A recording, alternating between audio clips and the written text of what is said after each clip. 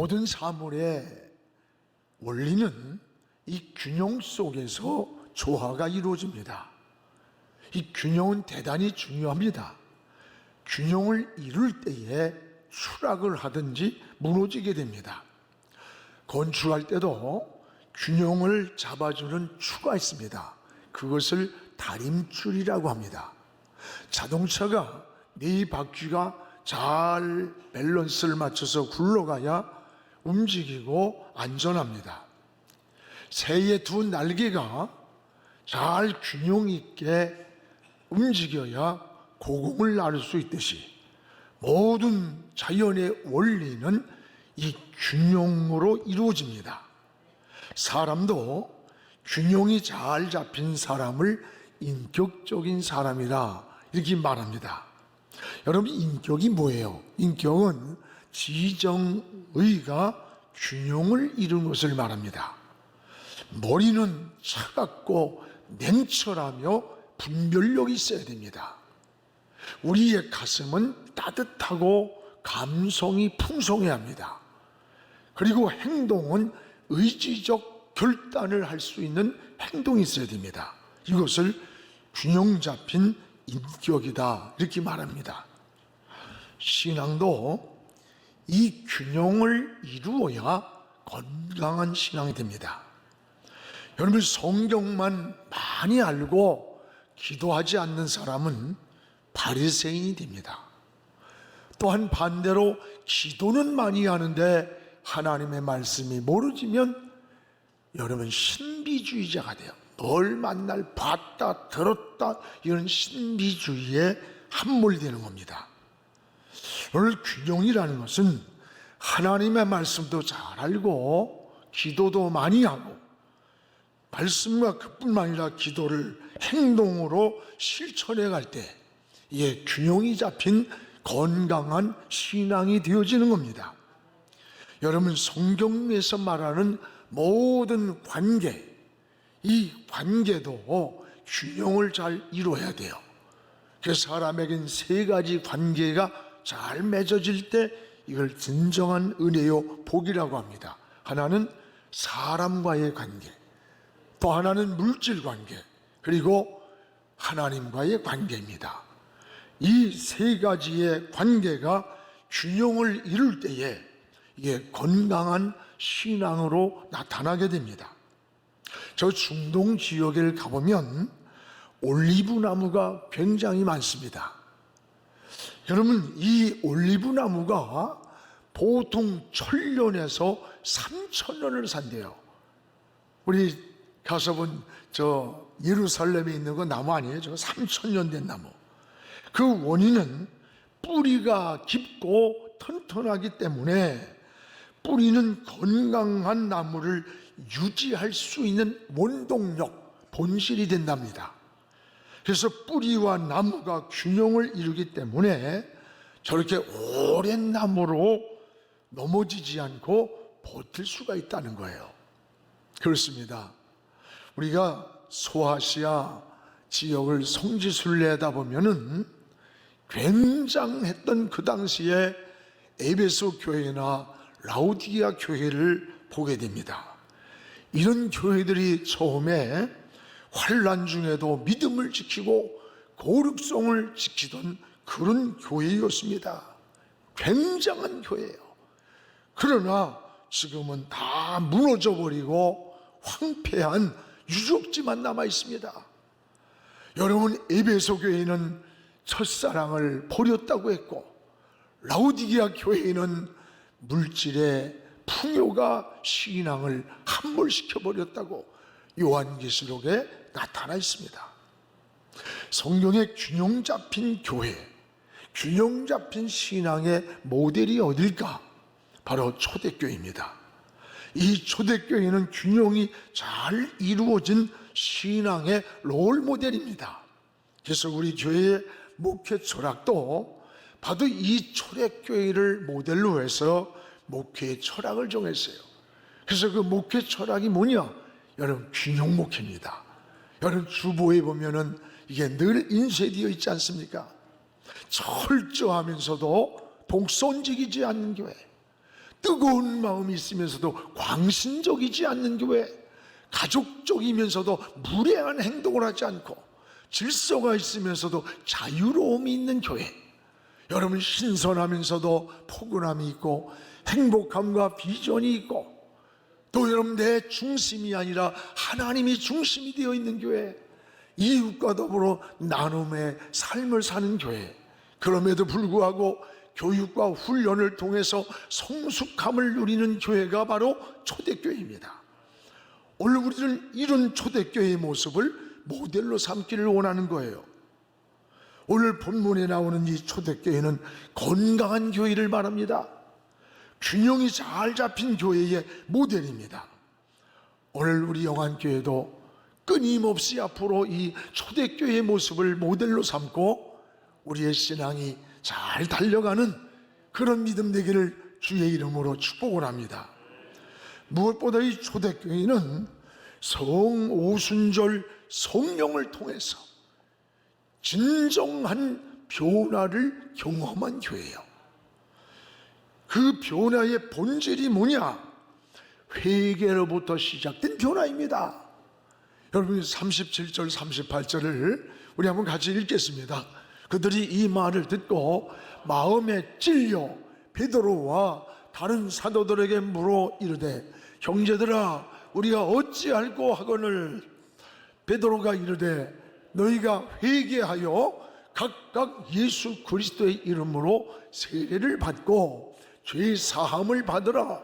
그리하면 성령의 선물을 받으리라. 여러분 신앙의 본질적 변화는 어디서 출발하느냐? 너희가 회개하여, 회개로부터 시작이 됩니다. 오늘 사도행전에는 두 가지 설교의 모델이 나옵니다. 하나는 베드로의 설교고 하나는 스데반의 설교예요. 오늘 본문은 베드로의 설교 내용입니다. 베드로가 설교를 할 때 군중들이 듣고 37절에 마음이 찔려 그랬어요. 마음에 막 찔려왔어요.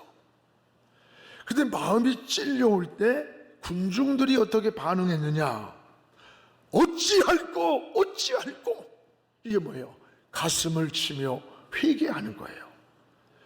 여러분 거부하지 않고 마음의 가책을 느끼고 마음의 깨달음이 왔을 때 회개하는 모습이에요. 회개가 뭡니까? 회개는 여러분 죄를 깨닫고 그리고 마음을 고치는 게 회개란 뜻이에요. 참된 회개는 우리 마음을 고쳐서 죄와 불신앙과 악습관을 버리는 겁니다. 이게 회개예요. 여러분 하나님은 여러분이 다시 깨닫고 회개하면서 하나님께로 돌아오기를 원하시는 거예요. 마음을 고쳐 돌아오는 사람을 하나님은 기다리고 계시는 겁니다. 당자의 아버지의 마음이 곧 하나님의 마음이에요. 그래서 성령의 역사는 언제 일어났느냐? 참된 회개를 통해서 일어나는 거예요. 41절에 보세요. 이날에 마음이 찔려 회개할 때 3,000명이 세례를 받으며 예수님을 영접했습니다. 놀라운 이 성령의 역사 아닙니까? 한순간에 한 시간 한 하루에 3,000명이 예수님을 영접하면서 여러분 하나님 자녀가 된 거예요. 바로 오순절 성령의 역사는 이 회개로부터 시작되었다는 것을 꼭 기억하시기 바랍니다. 또 하나는 사도행전 7장에 이 스데반의 설교가 나옵니다. 스데반이 성령이 충만해서 설교했는데 설교 내용이 베드로의 설교와 똑같은 설교예요. 그 군중들은 설교를 듣고 마음에 찔려 똑같은 내용이에요. 근데 마음이 찔려올 때 어떻게 반응을 했느냐? 54절에 보니까 마음이 찔려올 때에 그들은 이를 갈았다. 이 말씀을 듣고 마음이 찔려 그를 향하여 이를 갈거늘. 이 말은 마음이 찔려올 때, 고통과 부딪혀올 때 그것을 받아들이지 않았다는 거예요. 또 57절에 가면 귀를 막았어요. 이 마음이 찔려올 때 소리를 지르면서 귀를 막았다. 복음을 거부한 거예요. 또 58절에는 스데반을 돌로 쳐 죽였어요. 돌이킬 수 없는 죄를 진 거예요.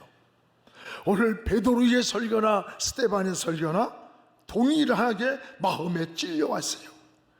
그러나 그들의 반응은 전혀 달랐습니다. 초대교회 성도들은 어찌할꼬 가슴을 치면서 옷을 찢지 않고 마음을 찢으면서 하나님 앞에 회개를 했던 거예요. 그때에 성령을 선물로 받았던 거예요.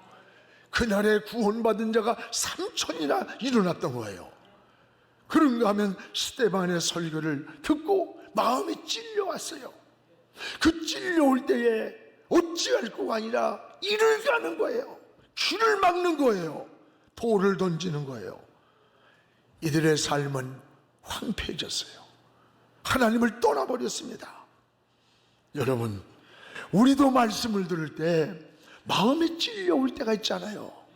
저도 성경을 읽다가 또는 말씀을 듣다가 마음이 찔려올 때 참 많아요. 때로는 이렇게 살면 안 되는데 양심에 걸리고 인생에 걸리고 하나님 앞에 부끄럽기도 하고 내가 이렇게 살면 안 되는데, 이런 길 가면 안 되는데, 이런 자리에 있으면 안 되는데라고 하는 마음에 찔려올 때 여러분 있잖아요. 이럴 때 우리 마음이 어떻게 반응을 합니까? 오늘 초대교회처럼 하나님 어찌할꼬 하면서 회개합니까?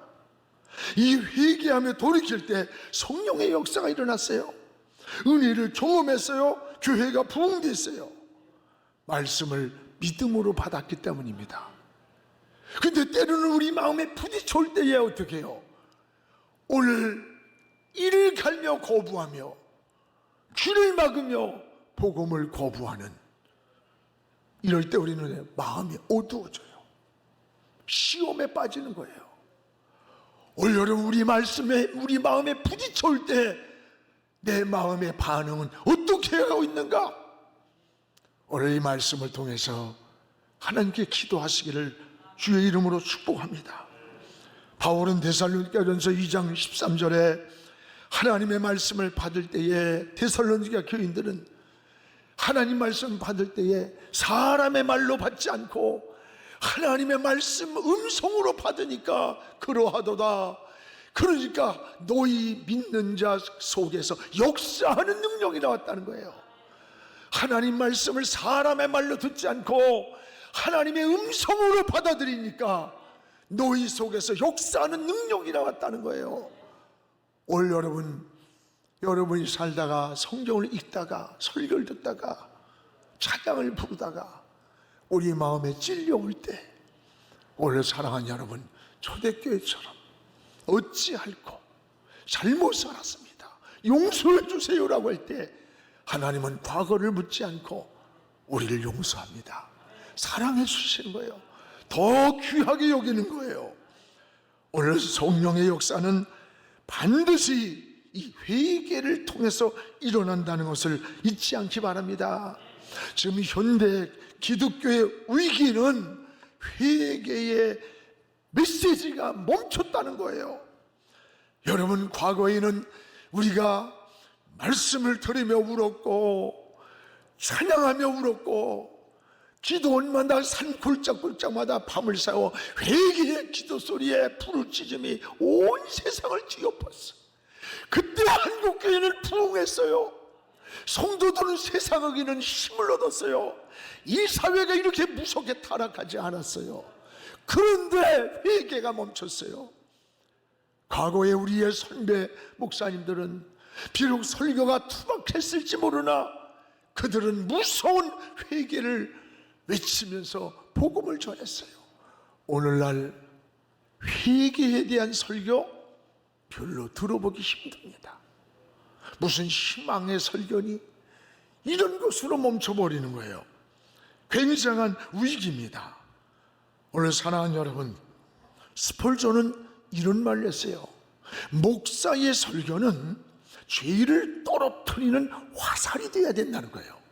목사가 설교할 때에 가슴에 확 부딪혀가지고 속에 숨기고 있던 죄를 토해내는 거야. 마치 화살을 막은 것처럼 옛습관, 악습관을 벗어버려야 된다는 거예요. 그게 목사의 설교라는 거예요. 사랑하는 여러분, 오늘 우리의 신앙이 다시 한번 하나님 앞에 회개를 통해서 하나님의 영이 새로워지고 우리의 마음이 정결해져서 성령이 계시고 주님이 계시고 하나님의 영이 계시는 거룩한 성전으로 바꿔지기를 주의 이름으로 축원합니다. 또한 여러분, 우리는 또 하나 오순절 이후의 초대교회는 이 사도의 가르침을 철저히 받았습니다. 여기 42절을 우리 같이 한번 읽겠습니다. 그들이 사도의 가르침을 받아 서로 교제하고 떡을 떼며 오로지 기도에 하기를 힘쓰니라.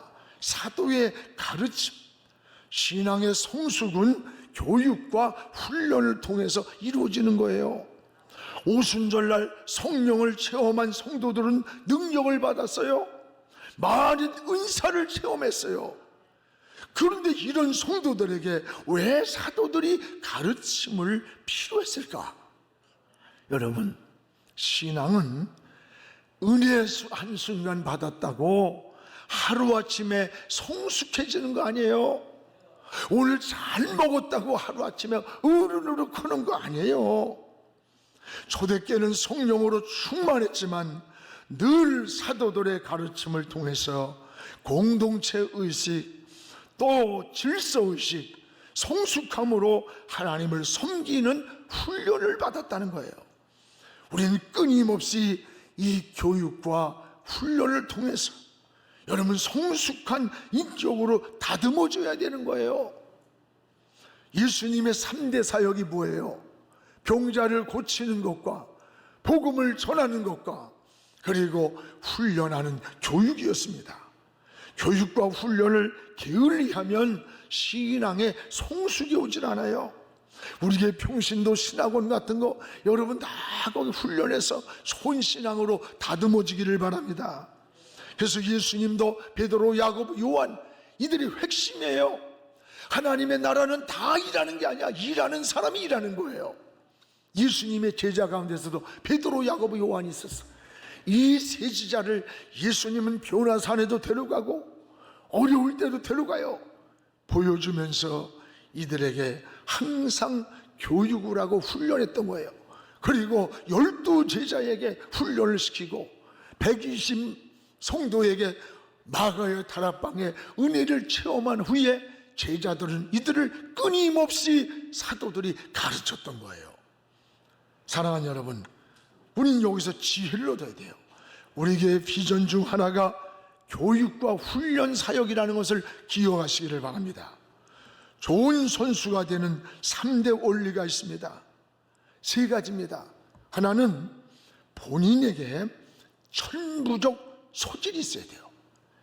이 취미는 이거 좋아하는데 소질이 없는 사람이 있어요. 운동도 굉장히 좋아하는데 같이 해보면 재능이 소질이 약해요. 뒤떨어져 이거는. 그건 취미로 끝나야 돼요. 그리고 천부적인 소질이 있는 사람에겐 좋은 스승이 만나야 돼요. 그 다음에는 피나는 훈련이 있으면 그 사람은 바로 잠재 능력을 발휘하고 인생을 성공하게 된다는 거예요. 그렇습니다. 여러분, 하나님도 으쌰으쌰하고 의욕만 가진 자를 쓰는 게 아니에요. 훈련된 자를 하나님은 사용하는 겁니다.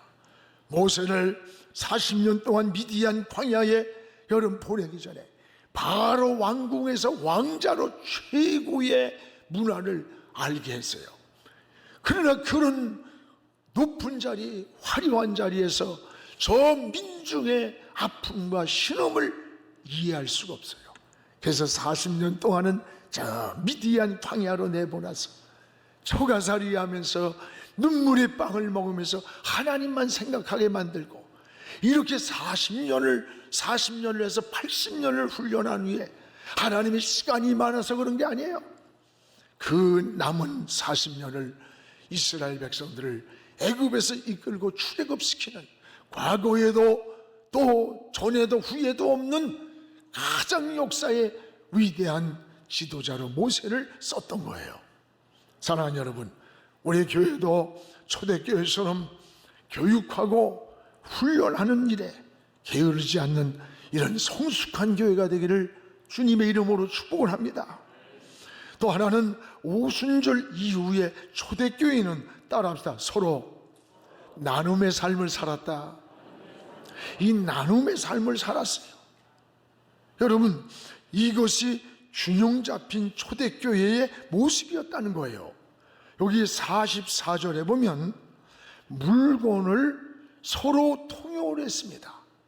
또 45절에 보면은 서로의 필요를 나누었습니다. 46절에 보면 마음을 같이 해서 성전에 모이기를 힘썼습니다. 47절에 보면 주께서 구원받은 사람의 수를 날마다 더하게 해줬어요. 부흥의 역사를 이루어졌어요. 이게 균형이 잡힌 초대교회의 모습이에요. 이게 신앙을 우리가 본받고자 하는 모델인 거예요. 저는 요즘 사람들이 너무 이기적입니다. 뭐 자식도 자기를 행복을 위해 버리고, 뭐 부모도 자식이 버리고, 아내가 남편도 버리고, 남편이 아내도 버려요. 그래서 여러분, 보험 같은 거 너무 과하게 들지 마세요. 잘못되면 그것 때문에 버려. 잘해야 돼. 뭐 이웃도 중요하질 않아. 그러나 초대교회는 달라요. 은혜를 경험한 초대교회는 그러지 않았어요. 마음을 같이 했어요. 이웃을 살폈어요.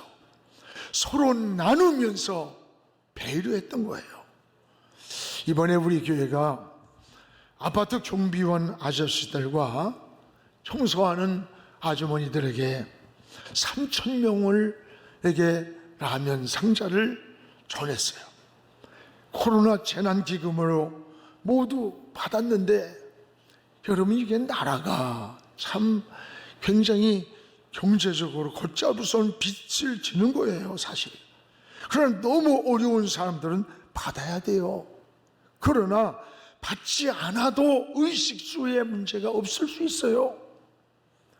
그런 우리는 좀 더 우리보다 어려운 사람에게 이걸 좀 나누자라고 하는 이야기를 지난번에 나눴던데, 많은 성도들이 여기에 참여했어요. 학생들도 참여하고 부모들이 아이들도 자녀에게 참여를 시키고, 또 어떤 이는 오히려 내가 도움을 받아야 됨에도 불구하고 나보다 더 어려운 사람에게 이걸 전해주라고 놨고, 여러분, 주님이 우리 이런 곳에 주님이 계시는 거야. 오늘날 그랬잖아요.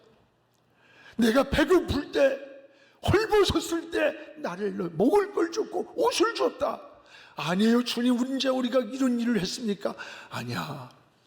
네 필요가, 너의 손이 필요한 곳에 굶주리고 있는 그에게 준 것이 곧 나에게 한 거다는 거. 나에게. 오늘 주님 앞에 우리 모두가 기억되는 삶이 될 겁니다. 오늘 우리는 주님은 우리를 위해 피 한 방울, 물 한 방울까지 다 쏟아주셨어요. 이 은혜를 받은 저희들, 우리 영안교회가 40주년을 맞이하면서 이웃에게 흘려보내기로 했어요. 사랑도 흘려보내고 은혜도 흘려보내고 예수님의 모든 이런 헌신도 흘려보내는 거예요. 우리 주님이 우리를 기억하고 계실 것입니다. 우리 하나님의 은혜가, 축복이 여러분 모두에게 함께하기를 축복합니다. 일사후세 때 있었던 일입니다. 쪽배를 타고 올라을 하는데 사람들이 너무 많이 탄 거야. 이걸 가다가 갈 수가 없을 것 같아. 거기에서 목사님이 타고 계셨는데, 목사님이 뛰어내리면서 그 쪽배를 쭉 밀어버리더래요. 물르다가. 그리고는 신앙생활을 잘하자고요, 이 말을 하면서 육지에서 막 손을 흔들고 있다래요. 보내고. 결국 이 목사님은 북한에 남아서 후에 처형을 당했다고 합니다. 여러분, 우리의 신앙이 뭐예요? 우리가 타이타닉호를 보면서 이 감동을 받고 눈물을 흘리는 것은 그 배가 막 가라앉을 때 어린아이와 여자들을 몇 개 안 되는 구명대를 그들에게 다 입혀주고 자기들은 서서히 바닷속으로 가라앉아 죽어가면서 그들은 찬송을 부른 거예요. 어메이징 그레이스 찬송을 부른 거예요.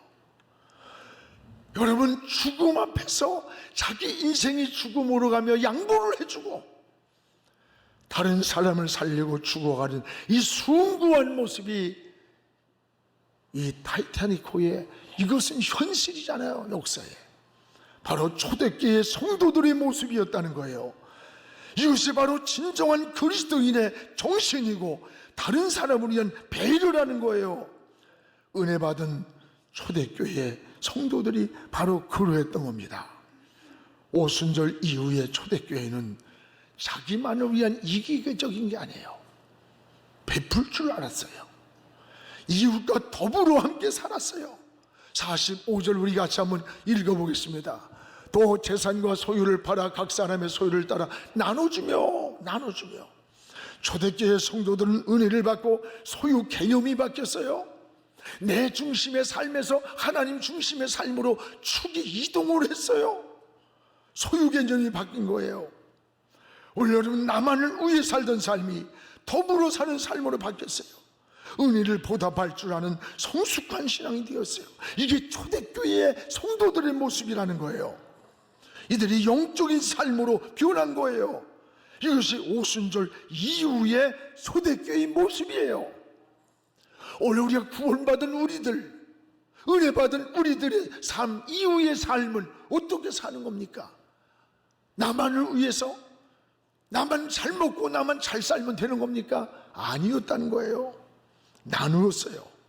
그럴 때에 47절에 보면 주께서 구원받은 사람들을 날마다 더하게 하세요. 주께서 구원받은 사람을 날마다, 이게 뭐예요? 전도는 하기도 하지만 되어진다는 거예요. 하나님을 섬기고 찬미하고 백성들이 이 은혜를 누리고 소문을 듣고 하나님의 교회로 몰려들었던 거예요. 하나님을 찬미하며 하나님 관계, 온 백성의 칭찬을 받았어요. 초대교회. 그러니까 주께서 구원받은 사람을 날마다 더하게 해줬다는 거예요. 오늘 여러분, 전도는 하기도 하지만 되어진다는 거예요. 오늘 주께서 구원받은 사람을 붙여주셨습니다. 교회가 날마다 부흥했습니다. 좋은 소문이 났습니다. 오늘 사랑하는 여러분, 우리는 초대교회의 모습을 다시 우리의 가정에서도, 우리의 교회에서도, 우리 사회 속에서도 손을 펼치며 그리스도의 사랑이 널리 전파되는 이런 신앙이 되기를 주의 이름으로 축원합니다.